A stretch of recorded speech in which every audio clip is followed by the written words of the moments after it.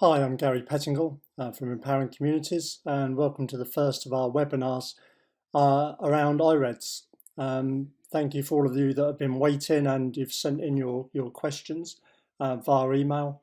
If you just make a note, my email address is at the bottom, so if there's you end up with any questions from this, then obviously just drop me a line as always. So what we're going to look at today is going to be the first of a series of presentations. And this what we're looking at today is really just to get an understanding of what does IREDS actually mean. As you can see on the screen here, it's about identifying, referring, engaging, diverting and supporting. But it's much more of that. And it can also be made around a number of solutions. Now, some of you will already be using some of the solutions that are on or the systems on the screen at the moment, eSINs, for example.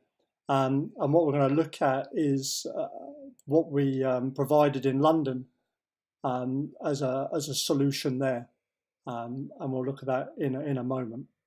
So we'll come back to this. So what is IREDS? Well, IREDS is about empowering communities by establishing a solid foundation to support those most at risk and in need within your communities. Now, the IREDS principles can be applied to several areas of business, whether it's from those at risk from child sexual exploitation, child criminal exploitation. If you're in the UK, you'll have heard a lot at the moment around CountyLines. We've got examples where it's being used in that principle, but yes, you've got CountyLines, those at risk of gang exploitation, right the way through to rough sleepers and those with complex needs. So it's very similar into this diagram here. It's very similar to building a pyramid. So if you imagine that once you've got that basis sufficiently wide, then you can start elevating to the top. And by creating that solid base, you'll be able to provide the ongoing support for as long as that client journey may take. Now, what we are providing is a menu of options, and you can build this and create your own solution over time. So it will evolve. As you're going on, you may want to add other, add elements to what you've already got. And creating the IREDS Pyramid and following the IREDS methodology enables managers, strategic leads, and those responsible for effective service delivery to increase the volume of support that is offered without the need for additional resources. That's a real key point.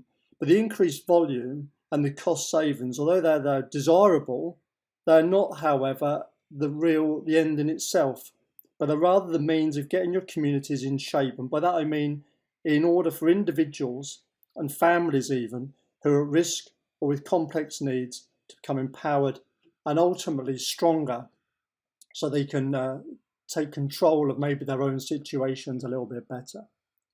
So what we can do is, when we look at the elements that we've got on here, we can bring all those together and we can fit them as a bit like a puzzle. We can put them together and we can link up and we can join all of these together.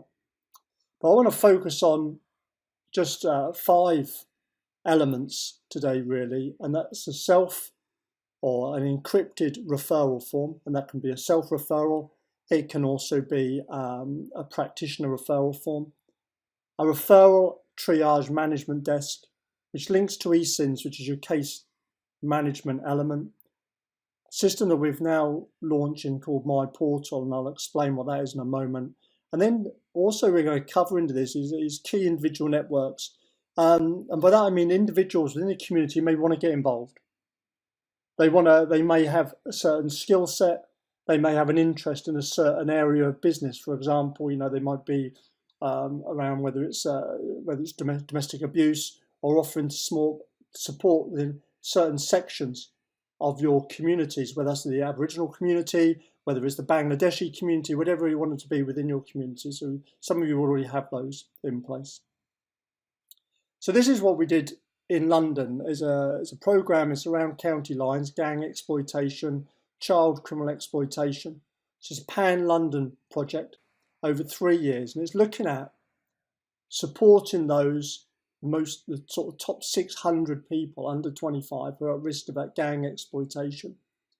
We took a most, so when we were offered the opportunity to provide the solution for this, there are three key elements to it, and that's the practitioner self-referral, practitioner referral form, the practitioner management desk, and eSIMs for the case management. But the first thing that we looked at was, well, actual fact, it's okay, so in the top 600, we're talking the whole of London here. There's obviously going to be a lot more referrals coming in than just that 600. So we've enabled all referrals that come in, whether they're on the programme or not, to be included. And so everybody could be offered some support, whether it's locally on the borough or within the rescue and response programme itself. Now, there's three providers on that programme, and what we were able to do was to take their referral forms, which each of them had, so they're capturing the data that they needed, and we made it into one referral form, and that's what practitioners will use as they refer in. So they refer in, it comes into the triage management desk, then the individuals then go from there, and they then go into eSIMs where we do the case management. Now, if you're not used to using eSIMs or haven't used eSIMs before, you can do all sorts of things on their system. So you get cross-border information sharing. You can have your multi-agency risk and referral forms. In London, we've even got the Trident Gangs matrix assessment on there, the VAT assessment. You can hold meetings, safeguarding and strategy meetings, your gangs serious youth violence meetings if you want to. You can have support plans, and of course you can manage that individual around the various risk factors that they've got. But not only do you manage the individuals, it gives you the opportunity to manage the family, the peer groups, the community. If they're at school, you can involve the schools as well. So my portal. What is my portal? My portal is about, we feel that we have improved the relationship between practitioners, whether those practitioners are in the same organisations or in their different organisations, the way that they interact with each other, share information.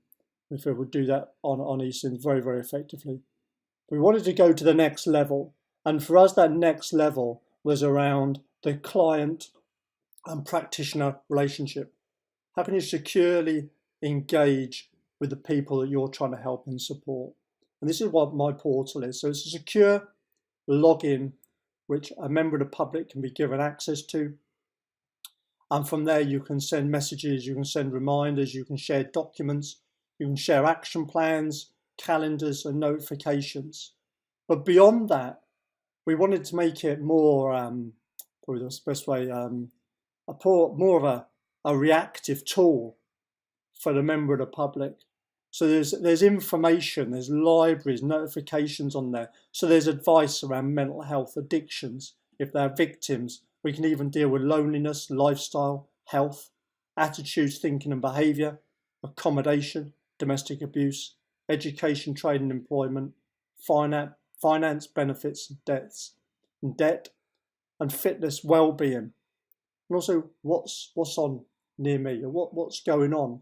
If you think about the IREDS points about identifying and then the referring in, engaging, diverting, that diversionary part is maybe getting people involved in activities they would normally do. So it's a very proactive tool. My portal is available from an app from the client side, and it's on a reusable license, which makes it a lot more cost effective. So if you're working with someone for 3 months, for example, on a program, and then they come off that, well, then you can just recycle that license and you can give it to another one of your clients if you've got the cohort you're working with. So that is really sort of a summary of what it is, and to look at this into more detail. So look at the key individual network, but this is the same principles that we can apply. So forgetting that's what it is. But with the KIN system, it enables a member of the public to fill in an application form as well. And it's a secure encrypted process. So whether that's a practitioner referral, a self-referral, or an application form, as soon as you access that, and it's from a link, there's no logging in, it's an encrypted end-to-end process. That automatically then goes into the referral desk or the application desk, whatever you want to call it, and from there the work can start with that individual, and any case management can be done with an eSINs, or if you've got your own case management systems, we can look at integrating this process into your case management solution that you've got. The forms are quite straightforward, very easy to fill, enable really good data capture. We can use drop-down boxes if we need to, and as I said, we can capture an awful lot of information at that referral stage or the application stage, and the person completing it can do it very, very quickly. So what does it give you? So it automatically populates the delivery management system in real time. Now that saves hundreds of hours, and one of our real goals has always been empowering communities to sort of be able to say, if you spend this much, we can save you this much, and we've achieved that through this. This is cost neutral, if it were. So whatever you pay on this, you're going to save considerably more in administration time, because there is no processing. So as I said, it's accessible via a link or an app. There's no logging into the form. You get rich data capture at that initial stage, and importantly, it's an encrypted end-to-end process. It also supports your existing processes and enhances those processes. So if you go back to London and think what we had there, your 3 providers all looking to capture information, all needing to do that. Well, we've enhanced that process. So now it is just one form for practitioners to fill in, and then it goes into the desk, so it brings it all in. But each of those individual providers is capturing the information that they need. So think about that within your communities, in where you're working. There's so many different referral forms and everything else you need. You can just have one that comes into one place, one triage desk, and then you can start to sort of map where that referral needs to go at that stage. And of course, all of that solution that the IREDS gives you can be captured in data visualization and a business intelligence tool, which we can provide. If you've got your own, you can do your exports and you can bring it into that point. So that's really a bit of a very quick overview of what IREDS is about. But it is quite clearly, as I said, the key things I wanted to really mention here. So building that foundation. And that foundation doesn't have to be completed. You don't need, I mean, the examples I gave there in that in the diagram is a project that we're working on. So all of those systems will be part of a geographical area. They're the solutions that they're going to have, the systems they're going to have to provide the IREDS solution overall. You do not need to have as many as that. You don't want to start off with your foundation. You could have the referral forms. You can have the triage management desk. You can have the case management solution. And then you can build up from there. The important things is the ability to be able to identify those people at risk and in need with complex needs, to be able to refer in securely in an encrypted, secure way, then engage with those individuals, divert those individuals away from that risk, and then give them that support. And if that foundation is solid and it's in place, then as long as that person needs that support, you can provide it. And that is the real key thing. So in the next webinar, what we will look at is maybe some of those elements in more detail. So you can start to maybe look at the solution that you're offering. Maybe you can start to build the menu that you want for your particular IREDS pyramid. So my details are on the form. So I'm Gary Pettingill, my number's there, and my email address. So drop me a line, and I look forward to speaking to you about this over the next coming weeks. Thank you very much.